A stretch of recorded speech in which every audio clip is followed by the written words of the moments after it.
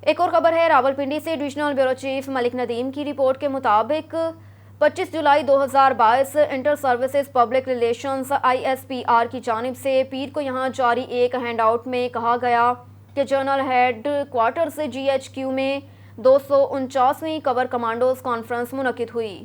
پیش کرتے ہیں راولپنڈی سے ملک ندیم کی یہ رپورٹ۔ کہا گیا کہ army chief general Qamar Javed Bajwa نے کانفرنس کی صدارت کی۔ فورم نے سرحدی اور داخلی سلامتی پر خصوصی توجہ دیتے ہوئے سیکیورٹی صورتحال کا جامع جائزہ لیا۔ COAS نے کامیاب انسداد دہشت گردی آپریشنز کی تعریف کی۔ سرحدوں کی حفاظت اور عوام کی حفاظت کو یقینی بنانے کے لیے افسران اور جوانوں کی عظیم قربانیوں کو زبردست خراج تحسین پیش کیا۔ COAS نے ملک میں سیلاب اور شدید بارشوں سے متاثرہ لوگوں کی چیلنجوں کو کم کرنے کے لیے امدادی کارروائیوں میں تشکیلات کی کوششوں کی تعریف کی۔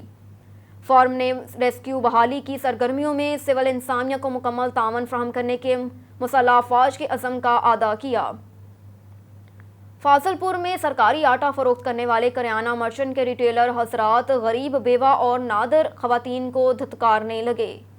فاضل پور کے محلہ عزیز آباد میں جہاں سے مشہوری کا کریانہ مرچنٹ ہے، جہاں پر ایک غریب نادر خاتون آٹا خریدنے آئی۔ خاتون کے انتہائی منت سماجت کے باوجود بھی دکاندار نے آٹا فروخت کرنے سے صاف انکار کر دیا۔